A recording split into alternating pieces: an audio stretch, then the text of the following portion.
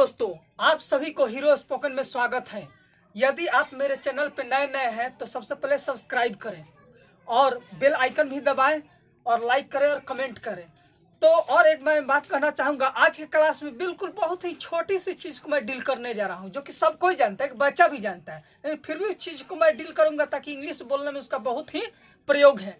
तो आज हम लोग सीखेंगे इज, आर, एम और वाज और वेयर का प्रयोग सीखेंगे, ताकि बहुत छोटे छोटे चीज़ क्या होता है कभी कभी वो हम लोग के लिए खतरनाक बन जाता है, तो उस चीज़ों को समझना बहुत जरूरी है। तो आइए आज हम लोग पढ़ते हैं आज के क्लास में इज, आर, एम का प्रयोग। क्या पढ़ेंगे?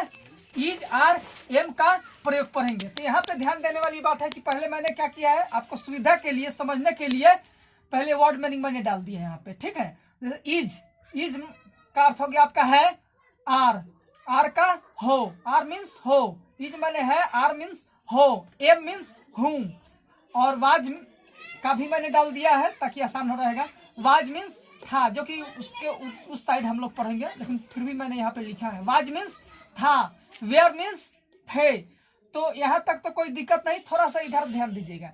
आई मीन्स मैं, यू मीन्स तुम या तुम लोग, आप या आप लोग, वी मीन्स हम लोग, दे मीन्स वे या वे लोग, ही मीन्स वह, पुरुष के लिए यहाँ पे। और ध्यान दीजिएगा सी का मतलब भी वह होता है, लेकिन ये होता है स्त्री के लिए। यहाँ तक कोई दिक्कत? अब यहाँ पे ध्यान दीजिएगा मेरे दोस्तों, यहाँ पे ध्यान दीजिएगा। कुछ मैं आपको उदाहरण के माध्यम से समझाना चाहूंगा ताकि आपको कोई दिक्कत ना हो।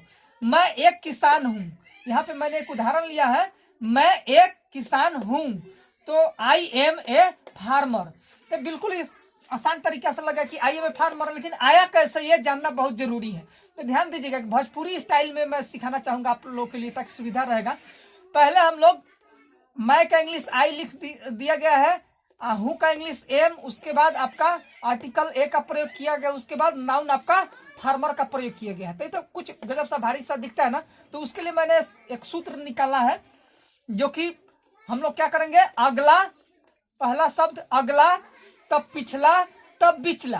पहले अगला शब्द का प्रयोग करेंगे, उसके बाद पिछला का, उसके बाद तब बिचला का। तो यहाँ पे आइए, पहला अगला शब्द मैंने रख दिया मैं का आई, तब पिछला का एम, और उसके बाद ए का ए ही रहेगा, और उसके बाद अंत में क्या देंगे, बिचला। तो बिचला क्या हो जाएगा, फार्मर, ठीक है। तो इसीलिए आई एम ए फार्मर ये बन गया आपका। एक और मैं उदाहरण ले रहा हूं यहाँ पे, तुम एक किसान हो, तो यू आर ए फार्मर, ठीक है, मैंने लिया है यू आर ए फार्मर, ठीक है। तो इसमें कोई दिक्कत, लेकिन ये ध्यान, यू के साथ आर का प्रयोग करेंगे, आई के साथ एम का प्रयोग करेंगे, और इसके बारे में मैंने और डिटेल से उधर जानकारी दिया भी हूँ, ठीक है। हम लोग किसान हैं तो वी आर फार्मर्स, हम लोग किसान है तो वी आर फार्मर्स, इसमें कोई दिक्कत, वी के साथ आर का प्रयोग होता है। तो वही अगला, पिछला और बिचला का आधार पे हम लोग चलेंगे। वहां पे अगला, पिछला, बिचला के बारे में मैंने बताया भी है, ठीक है। वी आर फार्मर्स, वह एक किसान है तो ही इज ए फार्मर, लड़की होगी तो सी इज ए फार्मर। इस तरीका से इसी आधार पे मैंने सूत्र लिख डाला है। इसके आधार पे subject plus is, are, am plus आपका नाउन, ठीक है। इस तरीके से हम लोग लिखेंगे। अब इसका ये अफर्मेटिव में था, अब आइए इसका निगेटिव बनाते हैं, मतलब कि नॉट लगाकर। मैं एक किसान नहीं हूं तो I am not a farmer, सिर्फ क्या करेंगे, इज, आर, एम के बाद हम लोग नॉट का प्रयोग करेंगे, ठीक है। उसके बाद आइए यस नो क्वेश्चन, मतलब इंट्रोगेटिव सेंटेंस निगेटिव में। यस नो क्वेश्चन का मतलब होता है इसका आंसर सिर्फ यस या नो में ही दिया जा सकता है। क्या मैं किसान नहीं हूं तो यस, या अगर है तो अगर नहीं है तो नो, अगर है तो यस, इसीलिए यस नो इसको बोला जाता है। क्या मैं किसान नहीं हूं, तो इसमें इज, जब क्या आगे आता है तो is, are, am, helping verb जो है, ऑक्सिलरी वर्ब, उसको आगे हम लोग निकाल देते हैं। फिर उसके बाद जिस तरीका से था उसी तरह लिख देंगे, सिर्फ एम आगे निकाला है, ठीक है। Am I not a farmer, क्या मैं किसान नहीं हूं, इसी के आधार पर मैंने सूत्र यहाँ पे लिखा है is, are, am plus subject plus not plus उसके बाद आपका नाउन यहाँ पे दिया गया, ठीक है। उसके बाद यहाँ पे आइए, यहाँ पे देखते हैं मैं क्यों एक किसान नहीं हूँ, एकदम साफ से ध्यान से देखिएगा, मैं क्यों एक किसान नहीं हूँ। तो जब कब, क्यों, कैसे, कहाँ, ये सब आता है तो उसको वर्ड मीनिंग सबसे पहले दे दिया जाता है, ठीक है।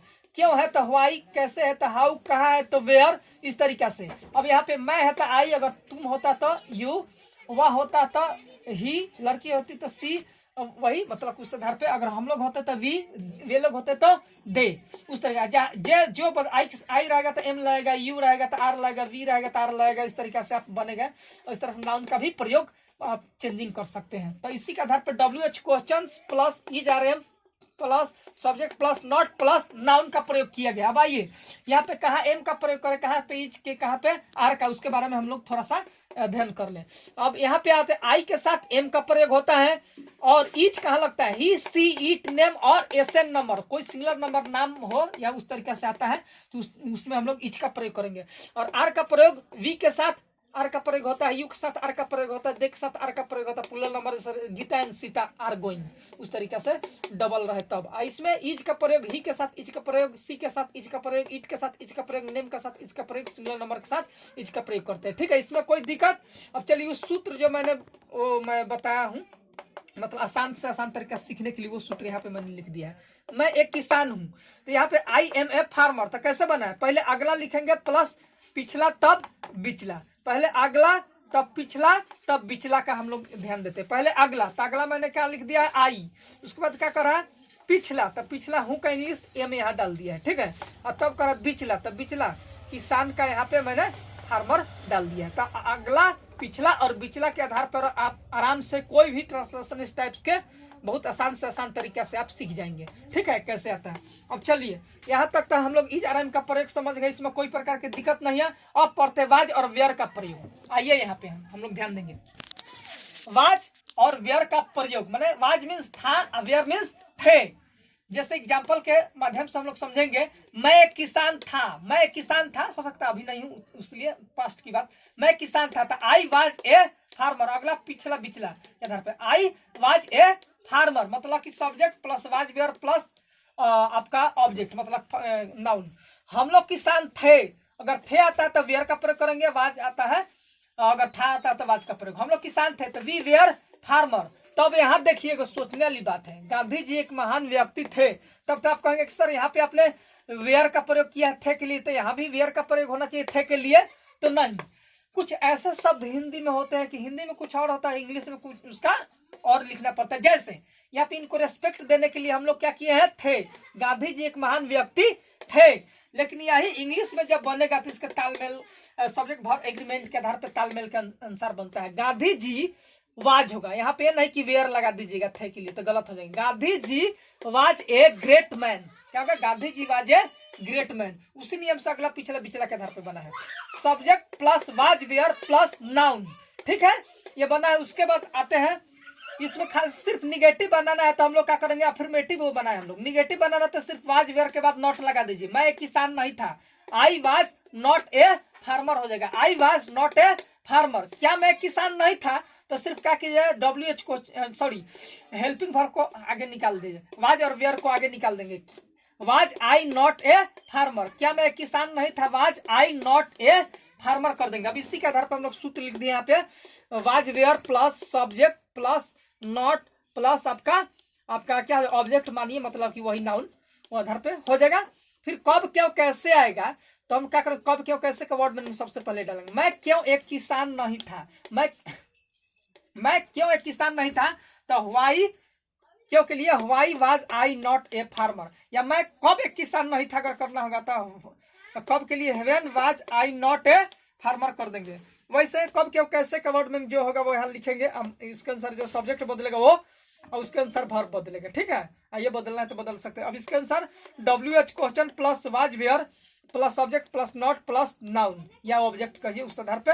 ठीक है, अब कुछ मैंने यहाँ पे एक और चीज बता दिया है, वाज कहाँ प्रयोग करेंगे और वेयर का प्रयोग कहाँ करेंगे। ठीक है, तो वाज का प्रयोग आई के साथ वाज का प्रयोग होता है, ही के साथ वाज का प्रयोग होता है, सी के साथ वाज का प्रयोग होता है, इट के साथ वाज का प्रयोग होता है, नेम के साथ वाज का प्रयोग, कोई सिंगुलर नंबर में कोई चीज है उसके लिए भी वाज का प्रयोग होता है। अब चलिए वेयर का, यू के साथ वेयर का प्रयोग होगा, वी के साथ वेयर का प्रयोग होगा, दे के साथ वेयर का प्रयोग होगा, प्लूरल नंबर माने गीता एंड सीता वेयर क्या इल, चाहे जो भी इस तरीके से आप यूज कर सकते उस चीज के लिए दिए गए हैं। जरा स्क्रीनशॉट मार लीजिएगा और चैनल पे बने रहिएगा, हटिएगा नहीं। और भी कुछ बहुत इंपॉर्टेंट बात आपको बताना है, शेयर करना मेरे दोस्तों, तो आप बने रहिएगा।